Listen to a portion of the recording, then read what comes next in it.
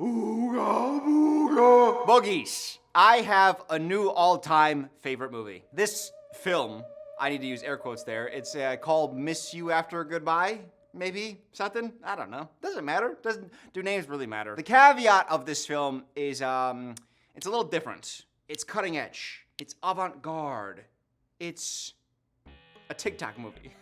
It's vertical and 75 episodes. Each one lasting just over a minute long. So it's a full movie experience, but just in 75 small increments. This started from just me being on TikTok, which was a mistake already. I knew it when I booted it up. Do people boot up TikTok? I'm old, shut up. But then this ad graced my presence. This man's wife stays out with her first love for 3 whole days. As we watch her vigorously working out, and my first thought was, on TikTok, really? I just had to know what kind of workout she was doing, you know what I mean? Some sort of reverse ab wheel, you wheel with your feet. The ad catches us up really quickly. So we have a husband and a wife. And this husband, he dotes on the wife. He's constantly taking care of her, doing all the labor around the house. Beyond those two, we have her ex, who is her first love. He's back in the picture. His name is Simon. He doesn't pronounce it like that. I don't know why I said that name like that, but Simon. We also have a sister who doesn't deserve a name. She is only here for you to hate watch her. I think the director probably gave her this note. Just deliver every line to make the audience want you dead. Oh my God. You know what, Neil? I'm gonna tell Kira to divorce your ass. So after 5 years of neglect, the husband prints off a divorce paper and then slides that document across the table. She signs it. And then afterwards, he's like, hey, do you know what you signed? And she's like, medical documents? Any idea what you just signed? Yeah, some form about my medical treatment. Mind you, all of this is happening so far in the first 30 seconds of the ad. Husband, wife, cheating, divorce, all of it. I continued watching the ad because I was hooked, but also I wanted to see if I knew where the story was going. It all felt so predictable because we quickly find out another little wrinkle. The father of the wife, that's the right note. He made a deal with the husband. He said, marry my daughter for 5 years, and I will pay for your schooling. Neil, I am sorry I made you take care of Kira. I owe you. I love stories. I love trying to figure out where things are going. You guys know this. And my prediction was, okay, so now we have a husband who married her only to, I guess, further his education. My prediction was that she was going to have known about this, and that's why she treated him coldly, because he only married her to get something out of it. So why treat him well? But truthfully, he was in love. And then she's gonna find this out, and then she's gonna fall in love. It's gonna be a sweet story. Oh my God, I was so wrong. If I gave you 1,000 guesses as to where the story is going, I am so positive that you would not be able to predict it. You wouldn't even be close. You wouldn't even be on the same planet. That's gonna be a great joke for those watching this a second time. Enough with the ad for now. Let's get into the movie. And it starts exactly with everything we know. Husband, he's divorcing his wife. 3 days ago, Buddy comes home in a smock with flowers. And he catches his wife having a little fun in the backyard. Oh, Simon. One thing I'm gonna say about this man, Neil, this man loves a smock. He wears it when he goes to the store to buy flowers, when he's presenting the flowers to his wife. He wears a smock as he puts her seizure medication in her coats, as he's spraying down his clothes, as he's chopping veggies, serving up divorce papers. This man, he will not give up on the smock. There's a scene later where he goes to court with his, for the divorce. And he says, I'm gonna represent myself. And the judge says, are you making a smockery of these proceedings? That doesn't happen. I wish it would. Sometimes you guys say I would make a good director. I would absolutely love to direct a bad movie. Like one of these. Oh my God, I'd be so in. I come up with bad ideas all the time. Even now, I sit here still worrying about your safety. Even now, I worry about your safety in my smock. In the living room. Hey, where have you been? It's 1 in the morning. Who wears a smock at 1 in the morning? My man, I have a feeling I know why she doesn't love you. Neil is set up to be our protagonist, of course. I don't know why he's upset here. Get a load of this. 5 years, I tried so hard to make you love me. I knew you married me just to make him jealous. Don't marry her then? Why is this on her? You don't marry someone to make them jealous. That's not how that works. You can maybe date somebody to make someone else jealous. I can understand that logic. Also, proposing while she's wistfully looking over at her first love. Like he says, will you marry me? And the first person she looks at is her ex. Like that the hints were there, my man. I don't even know why I'm saying that, because he's marrying her for the financial benefits. He's all like, "Oh, I've spent all these years to try to make you love me." He's not British. I don't know why I did that. It's like you were getting something out of this too. You're not clean, sir. Despite how many smocks you wear, does not matter. You're not clean. The day that she signs the divorce paper, Neil gets a call from NASA. NASX. Congratulations. Everyone here at NASX is blown away by your proposal. How do you feel about going to Mars? Before this movie is over, Neil will be on Mars. And it is an incredible scene. You're gonna love it. But I also wasn't served one ad for this movie. Because I watched probably several minutes of the first ad, they kept serving them to me. There were 4 in total, all with different scenes of the movie. I feel like I kind of knew a lot of the movie before I even started it. In one of the ads, Neil is getting shoes. Originally, the shoes are for another band, but Neil is like, "Hey, are those mine?" And she's like, "Yeah, I guess." And he is like, "Oh my God, this is the greatest day of my life." The luckiest man alive. In another of the ads, there is a second gift, one almost as nice as a pair of shoes. Kira, the wife, gives her husband a yacht. A yacht. Yeah, you did hear that correctly. But then Simon walks in as he's opening his gift, and he's like, "Oh, that must be for me." Kira, you really went all out this year. You got me a yacht? Beth, are we sure it's not for Neil? What? They've been together for like 5 years, and she's never even bothered to fill his stocking, let alone get him a Christmas gift. I'll tell you, Neil is not pleased with the arrival of Simon. Yeah, Beth. I think that Kira got this for Simon, so.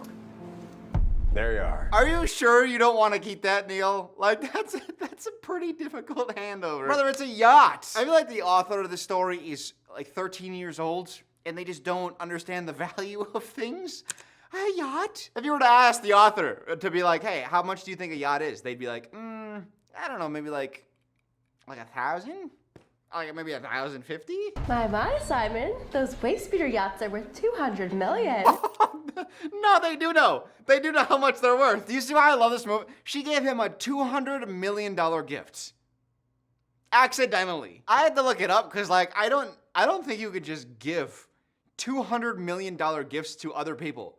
Like, that's just not allowed. So I did look it up. There is like a gift tax, and on purchases over $1 million, it's 40%. 40% of 200 million is $80 million.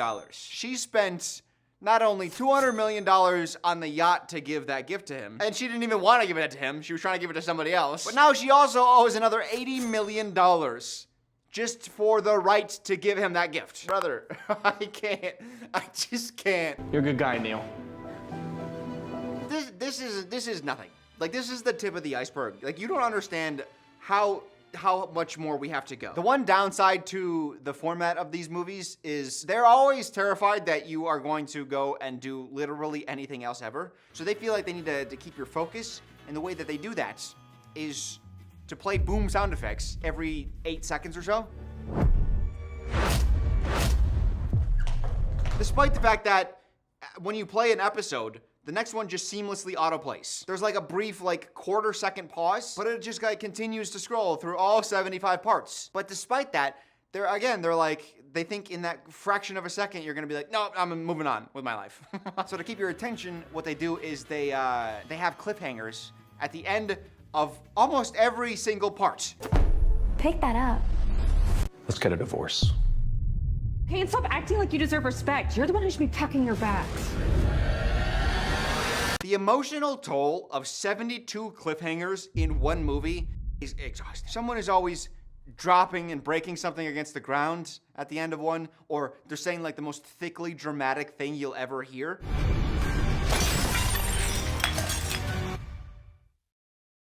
Oh my God! Simon is back in the picture. He needs a place to stay. And Kira thinks, well, hey, I have some extra space at our house. Okay, that's enough. Simon is staying. End of discussion. Inviting the ex that you're still in love with to stay with you and the husband that you currently hate? What can go wrong? Tension starts filling the room, and Simon's like, you know what? I'm off to play some tennis. I'm going to our old spot. You remember? Cheyenne Park? Guys, on the count of 3, let's say Cheyenne Park together, okay? I'll be Simon, you'll be Kira. Ready? 1, 2, 3. Cheyenne Park. Oh, wasn't it crazy how in sync we were? Why is he whispering? Cheyenne Park?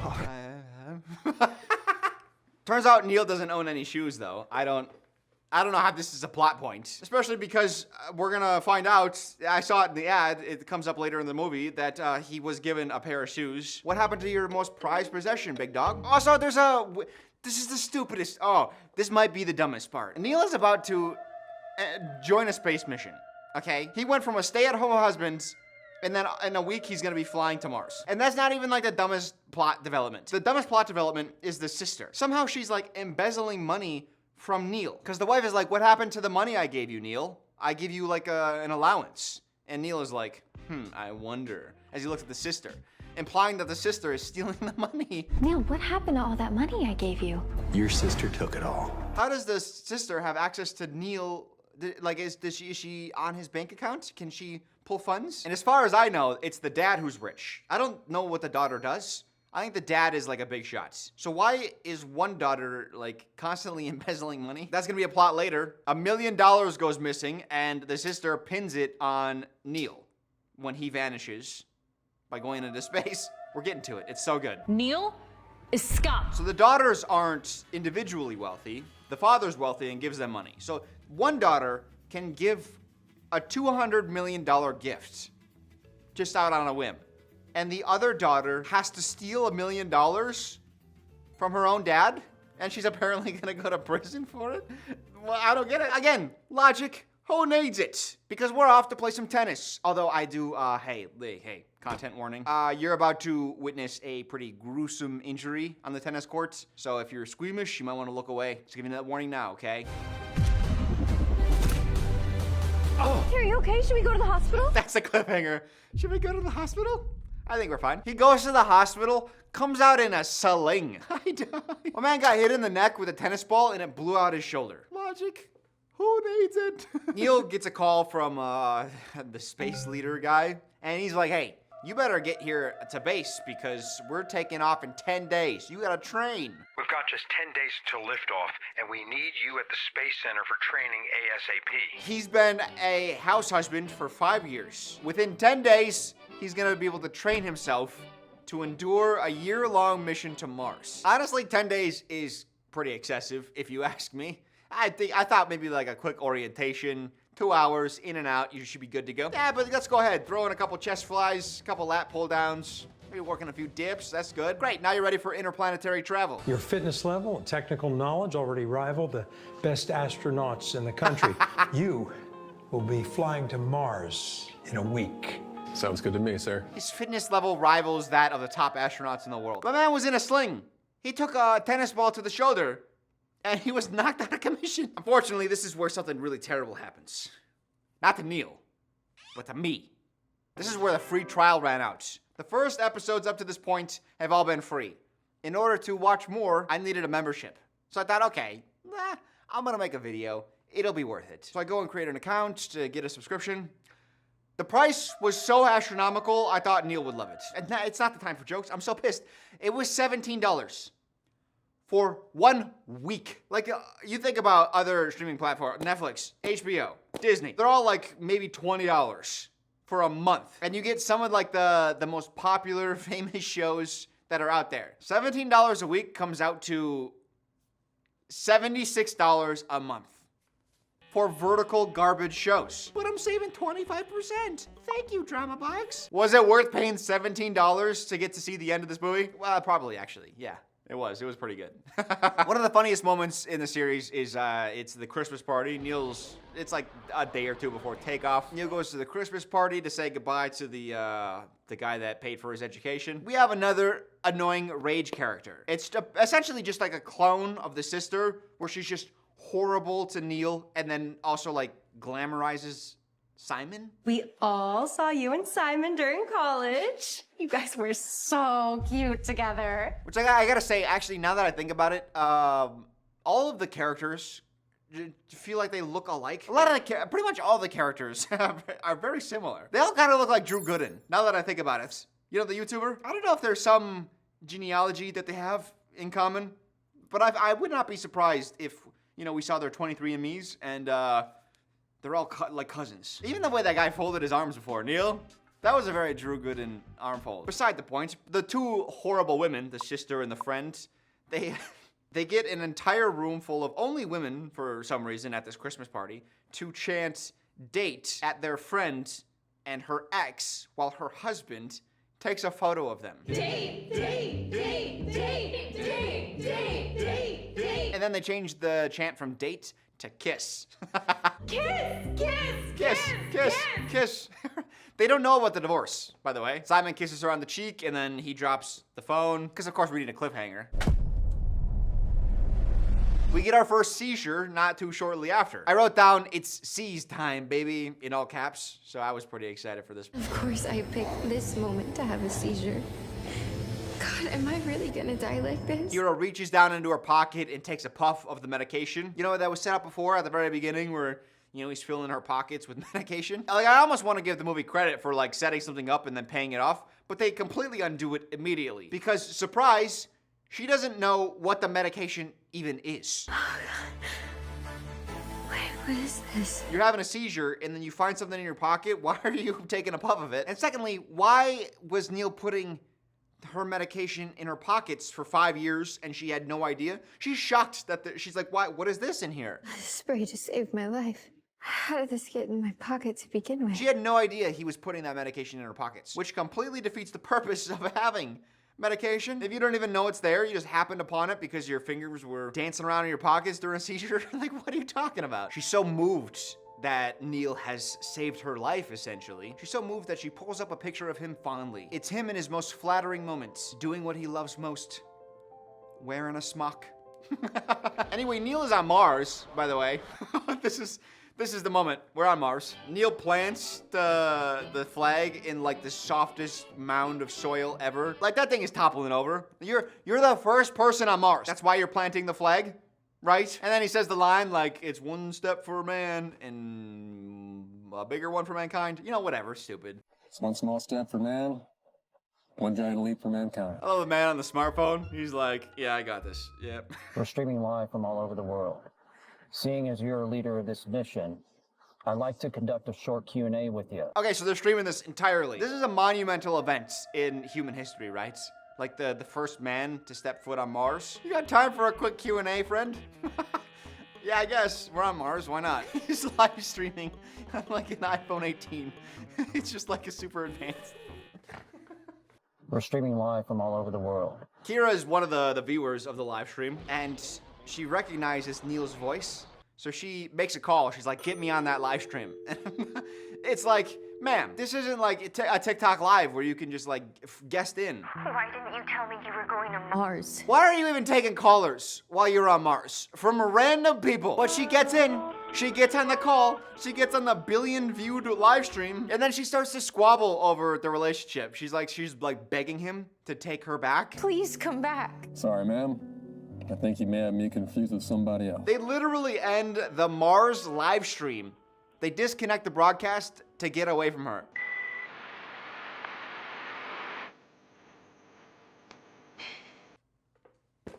This once in a, not lifetime, this once in like an ever moment. Like, this is only gonna happen once, that a man lands on Mars. And we have like an unvetted caller somehow get onto this live stream and harass the astronaut, and they have to end the broadcast. I love TikTok movies, man. That's what I know it's not technically a TikTok movie, but I found it on TikTok, and it's vertical, so it's a TikTok movie. Because this movie was written by a 13-year-old, and I'm positive, because you're about to hear one of the most unfortunate lines in cinema. Does this count as cinema? I hope not. I'm gonna play the clip. I'm gonna watch it along with you. You're gonna know it when you know it, okay? So in this moment, Neil is back on Earth after his year-long mission. He's being hailed as a hero by the crew, but he steps forward to give some credits to those who participated in the mission on Earth. It's all thanks to all of your hard work. I'm completely gagged. Thank you so much for all you've done for us.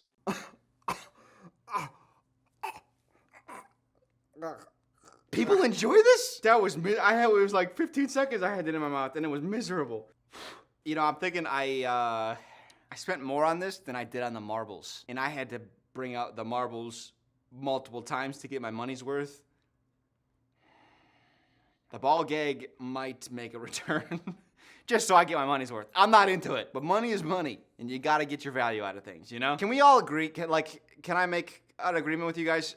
anyone who edits TikTok edits, don't, like, just don't. You know, don't. Like, don't put me in a ball cake. Just like a normal edit, and then this is just like one of the clips in the middle of the montage. That's so funny. But just like let's agree not to. I don't want this. Roll time sick. Oh, nope, hate it. Ugh. Moving on, Neil has a new love interest, and she is an heiress. She is the Nash family heiress and the future CEO of the Nash Group. I did give you the spoiler alert that this is a new love interest for Neil. This is how I knew Neil was into her. He's gonna give her a very subtle look. Pay attention, it's gonna be over like that, but if you're eagle-eyed enough, you'll catch it, okay? We've been in space for a whole year. You deserve a real vacation. Oh, thank you. Thank you.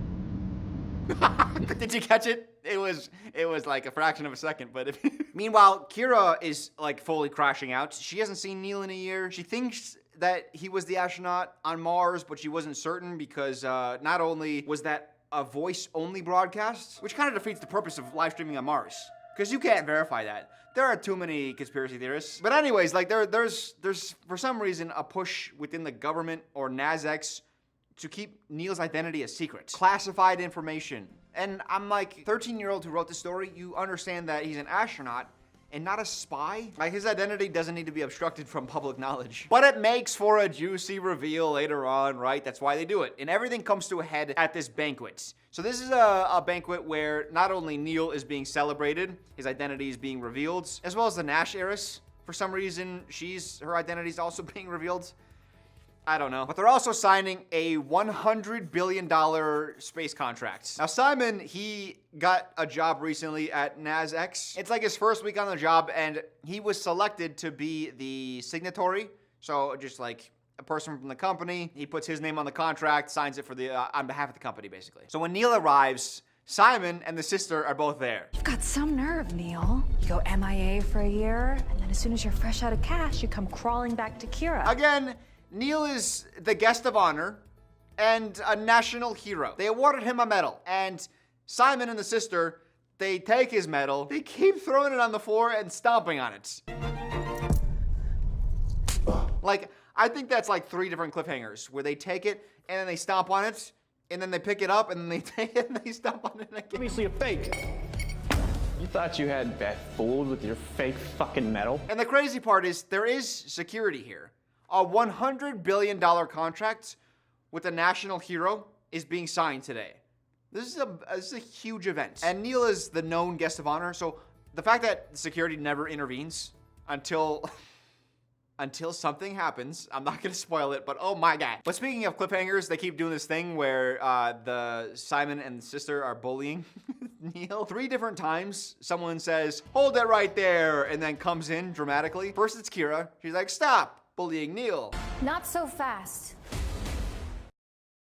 Not so fast. You and Simon have been ganging up on Neil. Then they bully him some more, and the Nash heiress comes in, and she's like, "Hey, who's bullying Neil?" Guards, get this fraud out of here! Someone's impersonating Mr. Wade. And then they bully the Nash heiress, not knowing her identity. They're like, who's this whore? They're pirates now, I guess. You're the bitch that was in Neil's hotel room the other day. Or maybe you're just as dirt poor as Neil. So let's get this fraud and his gold-digging whore out of here before they ruin my big day. And then the Nash king, he comes in, and he's like, "Hold it right there." Hold it right there. And the whole time, Neil and the sister are just digging themselves deeper and deeper into a hole. They insult Neil, then they insult the Nash heiress, and then the Nash king comes. I'm calling him the Nash king. I don't know. It's stupid. The Nash CEO. That just doesn't have the power. This man is a powerful man. Just ask Simon's cheek, and then the sister's cheek. What makes this movie different? Well, besides the fact that it doesn't adhere to logic, and it's also vertical and shot in 75 parts. It's that it is complete wish fulfillment. And you're gonna see that at the end. The whole point of this is not to tell the story of a character. It is to make the evildoers be so horrible beyond all realms of logic. Like, even when Neil is almost indisputably the guy that they are insulting. They're like, Mr. Wade, which they don't know his last name for some reason, which is crazy after he married your sister. You're just a cowardly phony trying to pass off as a real astronaut. Taking away clout for your own personal gain from the real space heroes? But they just refuse to believe, despite all the evidence pointing to the fact that Neil is the astronaut that's being honored. They refuse to believe it. The woman is the Nash heiress. She comes up. They refuse to believe it. They just double down, triple down, quadruple down. Or maybe you're just as dirt poor as Neil, and your dress is just as fake as his metal. And then finally, when it's just like, I don't even know what is beyond indisputable, like just like a level of absurdity that you can't imagine, they start groveling at the feet of the protagonist by being like, oh, please forgive me, I'll do anything. But of course, they're gonna get their just desserts. I'll never do it again, watch. See? You do it, come on, hit me, come on, do it, right here. The sister gets hauled off to jail because she embezzled $1 million from her own father, so it's like, why would he press charges? She didn't embezzle it from Neil. She embezzled it from the sister. I don't know. And then Simon is dragged out of the event. Don't worry, he'll be back with a gun. But back to the wish fulfillment, there's literally shots of people in the crowd being like, oh my God, Neil is so cool. Oh my God, Neil has 2 women fighting over him. What an alpha Chad he is. What kind of magic does this Neil guy have? He's got 2 of the most powerful, gorgeous women in the country ready to claw each other's eyes out over him. Also, this doesn't matter, but like in the background, when the Nash heiress enters, there's that tall guy, bald, beard, big. He's like 6'5", 250. He's a very striking figure. Why would you reuse him, having him come in with the Nash King? Like 2 seconds before the Nash King comes in, we have a shot of Neil, and he's standing right behind Neil. And then all of a sudden, he teleported and he's in with the Nash King. But they didn't have enough extras, so they're like, all right, we'll just reuse the most visually striking person because of his size. I think the girl might be reused as well. But Simon is back. You're not gonna take this away from me. Now I'm gonna make you pay. This is the security for a $100 billion signing event. But twist, Kira jumps in front of the bullets. What you say? Get it? That's an OC reference. Or an SNL reference, whatever your fancy is. Oh boy, that looks painful. Now she knows what Neil went through when he got hit with the tennis ball softly. How this story ends is actually insane. Like, this might have blown my mind more than any other element of this story. The entire time, Kira has been teetering. Even before Neil left the planet, right after he divorced her, she started coming around. Like, she didn't know that she was being divorced when she tried to give him a $200 million yacht. Like, she was trying to make amends. However, she would only go a little bit on a limb to protect him. Like, when he was being bullied by the family members, she would only be like, guys, stop, maybe? Beth, just put a lid on it. It's Christmas. Can you just try to be civil? But she was trying to make an effort. She was trying to turn over a new leaf and protect him. Then he divorces her and disappears for a year, and also finds out about his favorite shoes. I mean, look at how thrashed these are. He could have thrown these out years ago, but he didn't. She realizes she can't live without him, so she dedicates herself entirely to him. She's like, while he's gone, I'm gonna keep everything the same until he comes back, and then we're gonna fix things. So I was like, okay. It seems like she had a change of character. Except, not always. There's times where she would also just be unhinged and crazy. It doesn't matter, because tomorrow we're getting remarried and you were moving back in. That's an order. And she's like threatening to call the police on him when she meets him at a hotel the day before the signing event. So I was like, I was so confused about what they wanted to do with her character. Because they kind of started to redeem her, but only in like halfway. So she was half horrible, half redeemed. And it's like, well, if you're gonna go one way or the other, it's like, pick a lane. And then here we have her taking a bullet for Neil, literally, which is like the greatest sign of love. Like someone saying like, hey, I'd take a bullet for you. She is literally enacting that. So that's impressive, right? Does he forgive her? Well, flash forward. We're into the second last episode of this movie. That's a stupid sentence. This is it's part 74 of this movie. Flash forward a year later, and Neil is with the Nash heiress. She's pregnant. Not only have you helped the Nash Group's market cap reach $1 trillion, you've also just been the best life partner and husband a girl could ask for. She says the wish fulfillment line like, oh my God, Neil, you're so great. You made us a gajillion patillion dollars. But not only that, you're also the best husband ever. Shut up, dude. And that's the last we see of Neil, because episode 75, the final episode, is dedicated to Kira. Where is she now? She is institutionalized. I love it with all of my heart. She's like half crazy, where she's like, hey, Daddy, is Neil coming home? It's like, you're in a hospital. What are we talking about? And the dad's like, no, you were divorced a year ago. He should be home any minute now. Kira, Neil divorced you years ago. No, he didn't. And then she comes to her senses, I guess, a little bit, where she's like, oh my God, if he comes back, I'm gonna treat him so well. We're gonna be together forever. And then she like cracks her head against an iPad. Don't ask. And then it's fade to black, the end. I love him with all of my heart.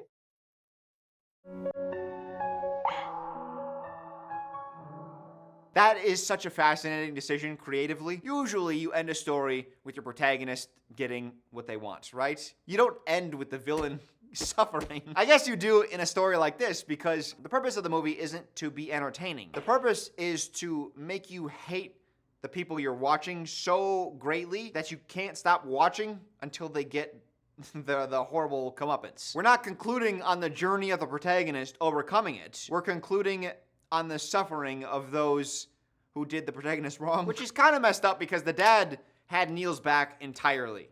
Like, he not only paid for the education of Neil, but he was always supportive. He was like, hey, you're divorcing my daughter. I understand. I get it. She's horrible.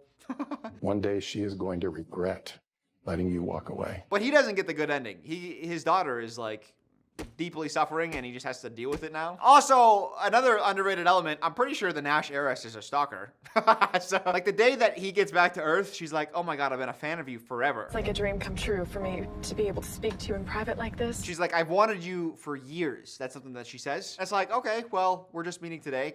Crazy. And before the night of the banquet, Kira is banging on Neil's door before she's dragged away by Simon and the sister. And there is the Nash heiress. And she says this. Simon, Beth, and Kira, you're about to learn that the man that you bullied and tossed to the curb is a national hero. How do you know the names of Simon, Kira, and the sister? I don't even know the name of the sister.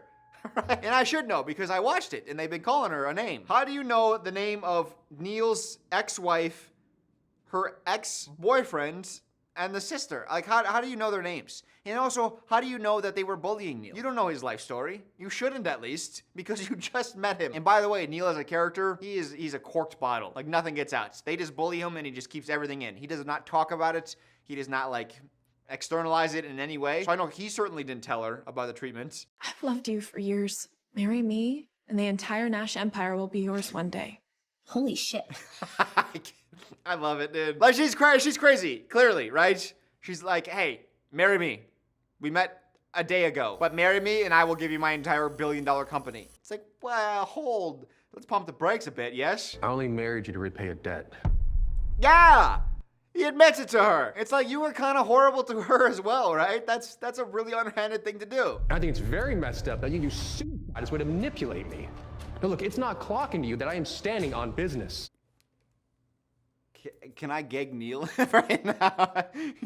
Come over here, Neil. I think you probably understand, after watching me thoroughly enjoy talking about this movie, why I enjoyed it so much. Like, why I thought it was my favorite film. Why Drama Box, why are you so expensive? The barrier for entry, who is signed up for this? You know what I mean? The average Drama Box user, I feel like, is probably not somebody who you want around in your life. And no one should be paying much for this content. But it's content that I feel like we should all watch. I gave them $17. Another $12 for this. What an unpleasant sensation. I kind of miss it.